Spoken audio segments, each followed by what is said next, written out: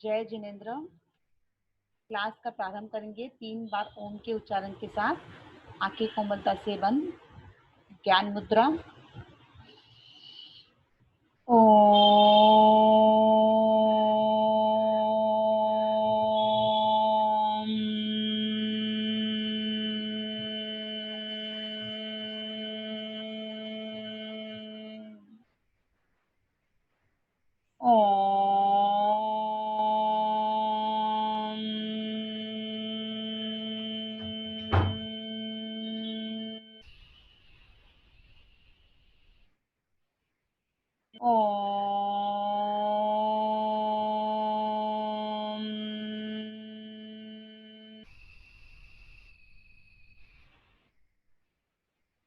ओम अर्हम तिन्नाणम तार्याणम।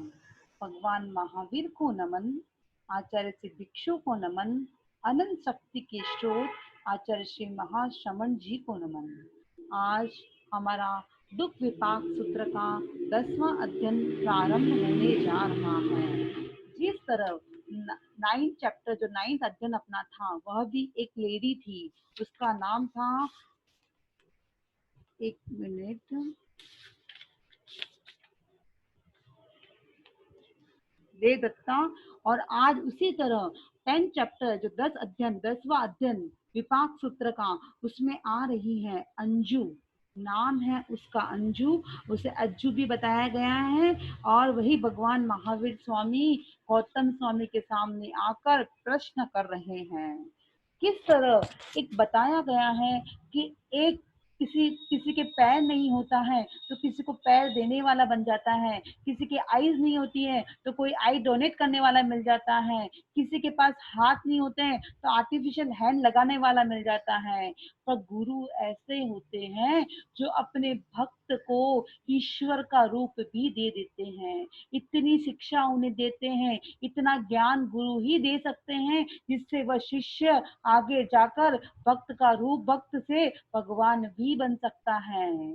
इसी प्रकार आचार्य भगवान महावीर ने गौतम स्वामी जो उनके शिष्य थे, परम मित्र, परम प्रिय शिष्य कह सकते हैं, उन शिष्य को ऐसा ऐसा ज्ञान दिया कि वो ज्ञान जैसे ही उनका निर्वाण हुआ भगवान महावीर का, यहाँ उन्हें केवल ज्ञान की प्राप्ति हो गई। ये देखिए कितना संयोग, एक तरह निर्वाण और दूसरी तरह उसी तरह वहां पर केवल ज्ञान की प्राप्ति।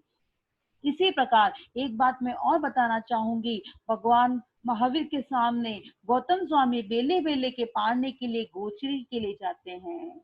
जब गोचरी के लिए जाते हैं, एक नियम बनाया गया है, साधु कभी भी गोचरी के लिए जाए तो वो क्या कहता है, आवश्य ही कहकर, जो अपना उनका मुखिया होता है, जो उनके ग्रुप लीडर होते हैं, उनको बोल कर जाते हैं, आवश्य ही मैं आवश्यक कर्म करने के लिए जा रहा हूँ। उनको प्रोनाउंस करना कंपलसरी होता है साधु साधियों को। आवश्य ही मतलब कि मैं आवश्यक कार्य करने के लिए जा रहा हूँ। फॉर एग्जाम्पल वो आवश्यक गोचरी के लिए जाए तो ऐसा बोलेंगे, आवश्य ही मैं गोचरी के लिए जा रहा हूँ।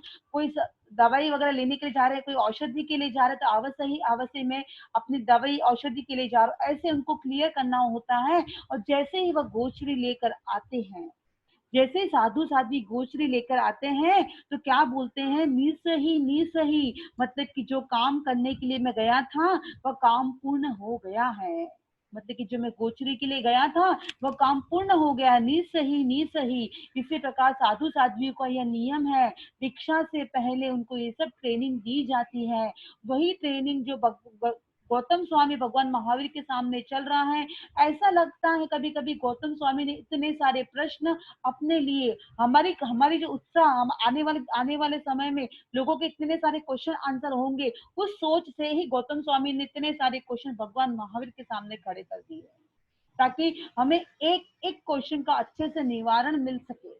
हमें आज एक एक क्वेश्चन का आगमों के द्वारा उत्कृष्ट कोटि का निवारण मिल चुका है और आज भी मिलता रहेगा।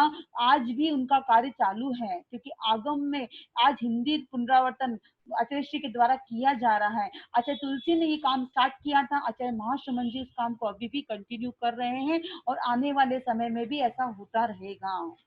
उसी प्रकार अब बताया गया है, गोचरी के आने के बाद कोई साधु साध्वी जैसे जैसे भगवान महावीर के सामने गौतम स्वामी गोचरी लेकर तुरंत आए और तुरंत खाने को बैठ गए, वैसा नहीं।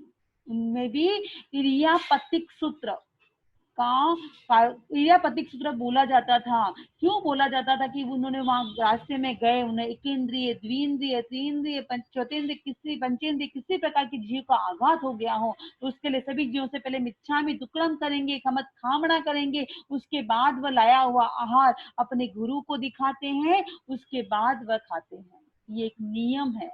कभी भी गुरु को दिखाए बिना, अगर गुरु उपस्थित है तो, अगर नहीं उपस्थित तो जो मुखिया है, जो ग्रुप में जो मुखिया है, मेन हेड है, वो है आचार्य, वो साधु है, तो उनको दिखाकर, किसी न किसी को दिखाकर ऐसा खाया, ऐसा लिया जाता है। उसी प्रकार उसी नगरी में अब देखिए भगवान महावीर के सामने गौतम स्वामी वापस आते हैं। उसी प्रकार ये अपना 10वां अध्ययन है। अब भगवान महावीर बताते हैं, गौतम सुनो, वर्धमानपुर नाम का एक नगर था, वहां पर विजयवर्ध नाम का एक उद्यान था। हर एक गांव में, हर एक नगर में अच्छा उद्यान बताया गया है। वहां माणिभद्र यक्ष था और विजय मित्र नाम का राजा था। देखिए, विजय नाम, उद्यान का नाम भी विजय वर्धमान और राजा का नाम विजय मित्र। इसी प्रकार उसी नगर में धनदेव नाम का एक साहत, वहां का मैं मीनिंग पहले बता चुकी हूँ, जो बिजनेस करता है, व्यापार करता है और अपने नाव से आता जाता है, उनको साथ वह बताया गया है। और प्रियंगु नाम की उनकी पत्नी थी, भार्या थी, और उनके अंजू नाम की बालिका हुई। वह उत्कृष्ट शरीर वाली थी और उसका यौवन भी बहुत उत्कृष्ट था। और उस समय क्या होता है, उसी समय भगवान महावीर वहां पधारते हैं। भगवान महावीर देखते हैं, भगवान महावीर बोलते हैं, गौतम स्वामी आकर बोलते हैं, मत्स्य मंदा में गोश्री के लिए जाने की कृपा कराइए मुझे, कि मुझे बोलिए, आवश्यही करके वो जाते हैं। उसी प्रकार विजय मित्र जो राजा हैं, उनके घर, मतलब विजय मित्र राजा के पास में अशोक वाटिका है।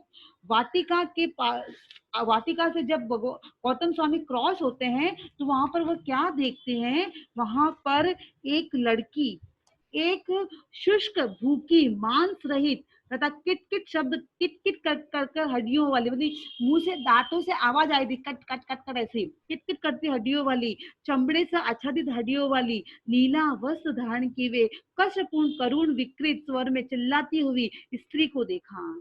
देख कर उसी प्रकार चिंतन उत्पन्न हो गया।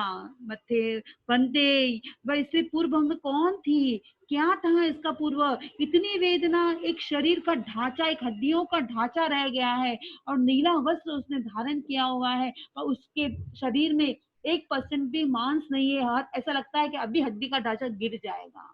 ऐसी कड़ित वेदना से भी वो बैठी अपने रोती है, चिल्लाती है, कोई उसकी बात नहीं सुनता है। तो उसने ऐसे क्या कर्म किए मत्स्यनंदा में, तो उसको ऐसी ऐसी वेदनाएं सहन करनी पड़ रही है। तब भगवान महावीर बोलते हैं, सुनो गौतम, उस काल में, उस समय में जम्बू द्वीप के भारतवर्ष में इंद्रपुर नाम का एक नगर था। अब देखो उसने कौन, पिछले जन्म में वो क्या थी जो उसे आज प्रेजेंट में इतनी वेदनाएं सहन करनी पड़ रही है। तो इंद्रपुर नाम का एक नगर था, वहां पर इंद्रदत्त राजा था। देखो, इंद्रदत्त नाम नगर और राजा का नाम इंद्रदत्त। इंद्रदत्त नाम का नगर था। वहां पर पृथ्वी श्री नाम की गणिका, गणिका अर्थात वेश्या थी, उसका नाम था पृथ्वी श्री। हाँ, वह पृथ्वी श्री गणिका इंद्रपुर नगर से बहुत से राजा, युवराज, कोतवाल, कौटुंबिक और सेनापति, सातवां आदि को उनके पास जाते, वो काम भोग करती, सबके साथ क्या करती, किस किस प्रयोगों से करती, वो विद्या के प्रयोग के द्वारा काम भोग करती, कभी मंत्र प्रयोगों के द्वारा, कभी चूर्ण प्रयोगों के द्वारा, कभी हृदय को शून्य कर देने वाली और कभी अदृश्य करने वाली, कभी प्रसन्न करने वाली प्रयोगों के द्वारा, वशीकरण के द्वारा, अभियोगिक प्रायोगिक के द्वारा वश करके प्रधान मनुष्य संबोधित सब भोगों का भोग भुगवती। अभी क्या करती, कोई राजा को क्या करती, एक राजा से दूसरे राजा को वो खुद अदृश्य हो जाती, उसके पास इतनी इतनी इतनी स्टाइल की उसके पास क्रियाएं थी, तो वो प्रयोग से क्या करती, कभी विद्या का प्रयोग करती, विद्या का प्रयोग करती, दो राजाओं को लड़वाती, लड़ाने में अनेक सैनिकों मारे जाते, उसका पाप भी उसके ऊपर ही आता, करना, करवाना, अनुमोदन करना, तीनों एक ही लाइन में माना गया। भले उसने किया नहीं है, सैनिकों से करवाया, पर राजा ने किसके हिसाब से करवाया? उस गणिका के हिसाब से करवाया। तो राजा को भी पाप लगा, गणिका को भी पाप लगा, और सेना है उनको भी पाप लगा, क्योंकि उन्होंने किया। उसी प्रकार कभी वो ऐसी विद्या का यूज करती कि कभी अदृश्य हो जाती, राजा को बोलते मैं यहाँ पे ही हूँ, आप मुझे ढूंढो, ऐसे अदृश्य हो जाती। कभी ऐसा करती, बहुत सारे चूर्ण लेती, औषधियां लेती, और ऐसे ऐसे चूर्णों का प्रयोग करती कि राजा जी को बोलती ये चूर्ण अगर आपके पास रखोगे तो आप बहुत खुश रहोगे। कभी बोलती कि ये चूर्ण आपके पास रखोगे तो आपको अच्छी नींद आ जाएगी। कभी ये चूर्ण आपके पास रखोगे तो बहुत आपको सबके प्रति अच्छा अट्रैक्शन आएगा। ऐसे ऐसे सारे नियम करती। वो इतने हर तरीके से, मतलब कि अधार्मिक प्रवृत्ति की कही जा सकती है। कभी कभी तो ऐसा कर देती कि सामने वाले का हृदय, मतलब कि हार्ट चलता चलता बंद हो जाए, हार्ट शून्य हो जाए, और उसके बाद वापस हार्ट पे कैसा प्रेशर करती, ऐसा चूर्ण का प्रयोग करती, वो वापस हार्ट करने लगे। इस तरह के प्रयोगों के द्वारा वह इतना इतना नाम कमा चुकी थी, इतना इतना, आजू बाजू उस नगर के नहीं, आजू बाजू के 100 गांवों के जो साथ वहां राजा वगैरह सब उसके पास में आते। इस प्रकार आज उसका गड़ा भर गया था। अब उसने 3500 वर्षों का संपूर्ण आयुष्य भोग कर, मृत्यु के समय मृत्यु को प्राप्त कर, 22 सागरोपम की स्थिति वाले नेरकी जीव के रूप में उत्पन्न होती है। देखिए, हर बुरे काम का फल बुरा ही होता है। हर बार भगवान महावीर ने हमें हर अध्ययन में हमें यही बताया है कि बुरा काम का बुरा ही फल होता है। इसी प्रकार स्त्री कभी, उसको छठी नरक क्यों बताया गया? उसने इतने दोष किए, इतने खराब काम किए, क्योंकि 7वीं नरक में कभी भी लेडीज नहीं जा सकती है। छठी नरक लास्ट नरक है लेडीज के लिए। भले कितने से भी बुरा काम लेडी कर लेती है तो भी छठी नरक से आगे नहीं जा सकती है।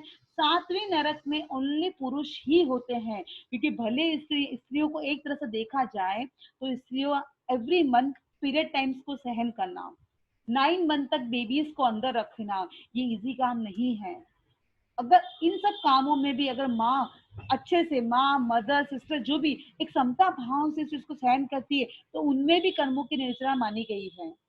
इसलिए बताया गया है कि कुल कर्मा पुरुष प्रधान ज्यादा होते हैं, लेडीज उनके कंपैरिजन में कम होती है, क्योंकि बहुत कुछ कर्म वो यहाँ पे भोग कर ही जाती है।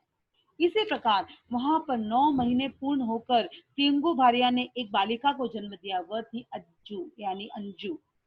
अभी अंजू खेल रही थी, थोड़ी बड़ी हुई, यौवन को प्राप्त हुई। यौवन अवस्था में एक बार क्या होता है, वहां का जो राजा है विजय राजा ने अश्व क्रीड़ा के लिए जाते समय वहां पर अंजू को देख लिया। उनको देखते ही वो उस पर मुग्ध हो गए। मैं विवाह करूंगा तो इससे ही करूंगा, नहीं तो नहीं करूंगा। इसी प्रकार वह इसी प्रकार तेतली कुमार उसी तरह वह अंजू भाटिया के साथ प्रसादों में विपुल मनुष्य संबंधी काम भोगों का प्रतिनिधित्व करता हुआ विहरण करने लगा। उसने उसके साथ विवाह कर लिया। विवाह करने के बाद वह काम भोगों में लिप्त हो गया। राजा जी काम भोगों में लिप्त हो गए। मैं राजा जी का एक दृष्टांत देना चाहूंगी।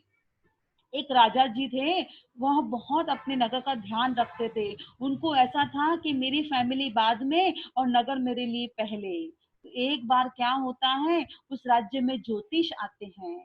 ज्योतिष आते ही ज्योतिष को पूछते हैं कि हमारे, कभी ऐसा नहीं पूछा कि मेरे परिवार पे कुछ तकलीफ तो नहीं आने वाली है। उन्होंने डायरेक्टली ऐसा पूछा कि मेरे परिवार में तो ठीक, पहले मेरे नगर में कोई तकलीफ तो नहीं आने वाली है, मेरे नगरवासी को किसी तरह की कोई तकलीफ नहीं पड़नी चाहिए। उसी प्रकार उन्होंने देखते बोला ज्योतिष ने कि आपके नगर में 12 वर्ष का दुष्काल आने वाला है। 12 वर्ष तक आपको खाने को, पीने को, देखने तक को भी पानी नहीं मिलने वाला है। ऐसा समय आने वाला है। और अब 1 महीने के बाद आपका लगभग लगभग दुष्काल प्रारंभ होने वाला है, ऐसे गणितज्ञ बता रहे हैं, क्योंकि ज्योतिष शास्त्र भी एक गणित के ऊपर ही डिपेंड रहता है। उसी प्रकार उन्होंने अपना गणितज्ञ को यूज किया और उन्होंने बताया। फिर वो अपने वहां से ज्योतिषी वहां से चले गए। अब नगर के जो राजा थे उनके मन में एक टेंशन आ गया, अब क्या होगा मेरे नगर का, मैं क्या कर सकता हूँ इस नगर का।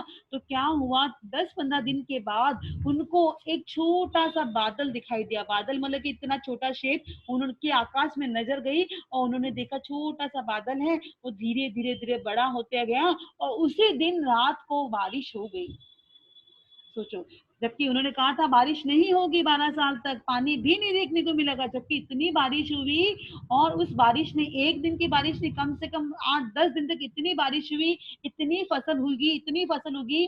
तो जितने भी नगरवासी थे उस ज्योतिष शास्त्र को बोले कि वो तो ठगी था, वो तो मिथ्यात्वी था, वो तो यहाँ से चला गया, उसको पता था वो गलत कह रहा था, इसके लिए वो यहाँ से चला गया। तो सब एक दूसरे उसके सामने वो ज्योतिष की बुराई होने लगी नगर के राजा के सामने। तो राजा के नगर राजा के मन में भी आया कि शायद ऐसा हो सकता, इतने सारे जन तो रॉन्ग नहीं हो सकते हैं। और इन बिटवीन क्या हुआ, एक आचार्य का पदार्पण हो गया उनके गांव में। वो आचार्य 3-4 ज्ञान के ज्ञान थे, 5 ज्ञान होते हैं, मति ज्ञान, शुद्ध ज्ञान, अवधि ज्ञान, मन पर ज्ञान और केवल ज्ञान। केवल ज्ञान नहीं था, बाकी 4 ज्ञान के वो ज्ञाता थे। तो उन्होंने नगर के जो राजा थे उनको दर्शन किए, उनको पूछा, मत्थिर मंदानी थोड़े समय पहले हमारे साथ में ऐसा ऐसा हुआ था, आप उसका निवारण कीजिए, अगर वो ज्योतिष अगर राइट होता तो बारिश क्यों आती। तो फिर उन्होंने अपने ज्ञान का उपयोग किया और उन्होंने देखा वो ज्योतिष 101% राइट था। तो फिर राजा जी ने बोला अगर वो राइट था तो फिर ये कैसे हो गया, बारिश कैसे आ गई, और जो हर साल कितने सालों से हमारे यहाँ पे जो फसल की उत्पत्ति नहीं हुई थी, इस बार दुगनी तिगनी चौगुनी उत्पत्ति हुई है, इतनी फसल हमारे यहाँ हुई है, तो ये कैसे हो गया। तब आचार्य ने बोला कि तुम्हारे नगर में एक ऐसा पुण्यशाली जीव उत्पन्न हुआ है, उसके हिसाब से तुम्हारा जो 12 साल का दुर्भिक्ष आने वाला था वो दुष्काल टल गया है। नगर के राजा को लगा ऐसा कौन सा जीव उत्पन्न हुआ है जो हमारे दुष्काल को ही डाल दिया। तो वह अब उसके दर्शन के लिए उत्सुक हो गए। जैसे ही वह आचार्य श्री के दर्शन करके गए और उसके पास जाकर देखा और उसको देखा तो वो एक सेठ जी का पुत्र था। जो हुआ था तो सेठानी को बोला पुत्र को मेरे हाथों में दो। तो नगर के जो राजा थे, राजा का तो हक चलता है सबके ऊपर, तो सेठ जी ने बोला कितने अहोभाग्य हैं जो आप हमारे पुत्र को अपनी गोदी में ले रहे हैं, कि तुम्हारा ये पुत्र तुम्हारा नहीं, इस राज्य का पुत्र है, ये आज से राजा धर्म राजा के नाम से माना जाएगा, इसका नाम क्या रहेगा, धर्म राजा। तो उन्होंने बोला आचार्य श्री के पास वापस हो गए राजा जी, नगर के राजा। राजा जी को बोला मैंने उनके दर्शन किए, धन्य हो गया मैं। तो उन्होंने बोला ये किस रीजन से ऐसा हुआ है। तब उन्होंने बताया आचार्य जी ने कि ये जीव पिछले जन्म में एक सेठ जी का पुत्र था, पर सेठ जी का पुत्र होते जैसे वो जन्म लिया उसके माता और पिता दोनों का देहावसान हो गया। देहावसान हो गया और धीरे धीरे बड़ा होने लगा। वो 9-10-11 साल का बच्चा हुआ, तब उसके पास ना घर था, ना कुछ था, ना खाने का ना पीने का, जो उसको जो देता वो खा लेता, उसका पेट भर लेता था। और ऐसा करते करते उसका कम से कम 15 साल का वो हो गया। अब उसके बॉडी में कोढ़ नामक रोग हो गया। कोढ़ रोग इसलिए हो गया, जो जैसा देता है वैसा वो खा लेता, क्योंकि उसके पास कुछ कभी तो खा लेता, कभी नहीं मिलता तो पानी पी के भी रह जाता था। तो एक बार उसने सोचा कि अभी मेरे को कोढ़ रोग हो गया है, मैं किसी के सामने जाकर मांगूंगा तो भी मुझे कोई देने वाला नहीं है, तो इससे अच्छा मैं अपने एक गांव के बाहर एक जंगल है, उस जंगल में जाकर रहता हूँ। तो जाकर वो जंगल में रहने लगा। 1-2 दिन हुए, वहाँ के जो फ्रूट्स वगैरह रहते हैं वो खाने लगा, अपना जीवन यापन करने लगा। और तीसरे दिन क्या होता है, एक साधु महात्मा वहां पधारते हैं। साधु महात्मा उसको देख कर वो बहुत प्रसन्न होता है और प्रसन्न होकर बोलता है, उसको जैन धर्म का कोई नॉलेज नहीं था, वो जैन साधु थे। तब उन्होंने बताया कि तुम यहाँ पर अकेले कैसे रहते हो। तो उसने अपनी पूरी स्टोरी बताई कि ऐसा ऐसा मेरे साथ में था, मैं बहुत से अच्छा पुत्र था, बहुत पैसा था हमारे पास, पर ऐसा ऐसा हो गया, मेरे फादर मदर दोनों नहीं रहे और आज मेरी कंडीशन ये हो गई और मुझे कोढ़ का रोग हो गया। तो बोले कोढ़ का रोग तो तुम्हें क्यों हुआ, तुम्हें पता है? क्योंकि नहीं, तुमने अधिक अधिक खाया है। क्योंकि मैं अधिक कैसे खाऊं, मेरे पास तो खाने के लिए था ही नहीं, मैं अधिक कैसे खा सकता हूँ। कि तुमको अजीर्ण होने से ही कोढ़ के रोग में कन्वर्ट हो जाता है। क्योंकि अजीर्ण किसको होता है, जिसको खाना खाने के बाद पानी नहीं मिलता है प्रॉपरली, या जो अधिक खा लेता, मेरे पास तो खाने के लिए इतना था ही नहीं। नहीं, तुम्हारे पास कभी कभी तो ज्यादा आता था, कभी कभी कम आता, जिस दिन तुम्हारे पास ज्यादा आता तुमने ज्यादा खा लिया, इसके हिसाब से तुमको अजीर्ण अजीर्ण होते होते ये कोढ़ के रोग में कन्वर्ट हो गया। आज से तुम एक नियम लो, तुमको नियम लेना है कि तुमको सचित पानी नहीं पीना है, मतलब कि जो अपने बोलते हैं पक्का पानी ही पीना है, और तुमको एक अन्न से ज्यादा नहीं खाना है, और एक टाइप की सब्जी से ज्यादा सब्जी नहीं खानी है। ये 3 नियम तुमको लेने पड़ेंगे, तो ही तुम्हारा कल्याण होगा। तो उसने क्या किया, ओके अभी मुझे तो और तो कुछ मालूम है नहीं, तो आप कहते हैं वैसे मैं कर लेता हूँ। तो उन्होंने यही नियम को फॉलो किया, और आप विश्वास करेंगे विद इन 30 डेज में, 1 महीने के बाद उसका कोढ़ रोग कंप्लीटली हट गया, कंप्लीट खत्म हो गया। अब वो धीरे धीरे काम करने लगा। अब जो देखिए, कर्म करने वाले, पुरुषार्थ करने वाले को तो भगवान भी साथ देते हैं। उसी तरह भगवान ने उसका साथ दिया, वो धीरे धीरे कमाने लगा, लकड़ियां ले जाकर बेचने लगा, धीरे धीरे बिजनेस करा, थोड़ा थोड़ा आगे बढ़ा, ऐसा बढ़ते बढ़ते सेठ जी के रूप में हो गया। एक अच्छा घर बना लिया, उसकी शादी हो गई, शादी होने के बाद उसके बच्चे भी हो गए। अब बच्चे होने के बाद उसने मन में सोचा अब मैं निवृत्त होना चाहता हूँ। वो इन बिटवीन अच्छे कर्म करेंगे तो द्रव्य, क्षेत्र, काल और भाव सभी अपना साथ देंगे, और इन बिटवीन उनके नगर में साधुओं का पदार्पण होता है, वो उनके पास दीक्षा ग्रहण करते हैं। दीक्षा ग्रहण करते ही वह इतनी उत्कृष्ट कोटि का ज्ञान अर्जन करते हैं, उत्कृष्ट कोटि की तपस्या करते हैं, और वह उसी भाव में निर्वाण को प्राप्त हो जाते हैं। सोचिए, वह जीव ही वापस इस नगर निर्वाण को प्राप्त अब होंगे, निर्वाण को प्राप्त नहीं हो, जस्ट उनको नॉलेज हो गया कि मुझे दीक्षा करके उत्कृष्ट कोटि के कर्मों की निर्जरा करनी है। अब वह इस जन्म में वो पुण्य आत्मा के रूप में जन्म लिया है, पुण्य आत्मा के रूप में जन्म लेकर वापस से दीक्षा लेंगे, अब सिद्ध बुद्ध मुक्त बन जाएंगे। इसी प्रकार राजा भी कैसे कैसे होते हैं देखा गया है। यहाँ पर जो राजा है वह एक लड़की के, एक स्त्री के प्रति आसक्त हो गया है। वहां जो राजा था उसने अपने नगर के लिए इतना इतना कार्यकल्प किया। उसी प्रकार यहाँ पर अश्व क्रीड़ा जैसे देखते ही, उसको अंजू को देखते ही उनके मन में भावना जगी कि मैं विवाह करूं तो इससे से ही करूं। उसी प्रकार उनका विवाह होता है। विवाह के बाद वो काम भोगने लगते हैं, और एक समय ऐसा आता है कि अंजू देवी को योनिशूल नामक एक रोग उत्पन्न होता है। अनेक वैद्य जी को बुलाया जाता है, वैद्य जी भी कुछ नहीं कर पाए। योनिशूल इतनी इतनी गहराई से हो गया था कि आजू बाजू नगर वाले वैद्य जी को भी बुलाया गया, पर किसी से कुछ भी नहीं हुआ, क्योंकि कोई कोई जो निश्चित वेदना होती है, जो निकाचित वेदना होती है, हमें उसे उसी रूप में ही भोगनी पड़ती है। कोई कोई कर्म हम अपने करते हैं, उनको अपने आगे पीछे भी कर सकते हैं।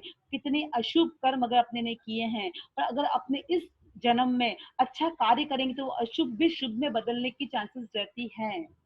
पर निकाचित जो कर्म है, वो कर्म उसी रूप में ही हमें भोगने पड़ते हैं। उसने पिछले जन्म में अनेक लोगों के साथ काम भोग किया था, अनेक अनेक लोगों के साथ काम भोग किया, तो इस जन्म में उसको योनिशूल हो गया। अब वो किसी से काम भोग नहीं कर सकती थी, और राजा जी ने उसका बहुत उपचार करवाया। उपचार करवाने के बाद भी किसी तरह का कोई भी फर्क नहीं पड़ा। और योनिशूल को शांत करने की इच्छा हुई, पर शांत करने में समर्थ नहीं हो पाए राजा जी। और जिस दिशा में सारे वैद्य जी आए थे, उसी दिशा से वैद्य जी वापस चले गए। अब उसकी दशा ऐसी हो गई है कि सामने चीज पड़ी है वो खा नहीं सकती, सामने पानी पड़ा है वो पी नहीं सकती है, उसकी हड्डियां सूख गई है, न पानी गले से उतर रहा है, न उसको भूख लगती है, उसका मांस रहित उसका पूरा शरीर हो गया है। ऐसे पूर्वकृत प्राचीन दुश्चिन ऐसे अशुभ पाप कर्मों का फल क्या हो सकता है।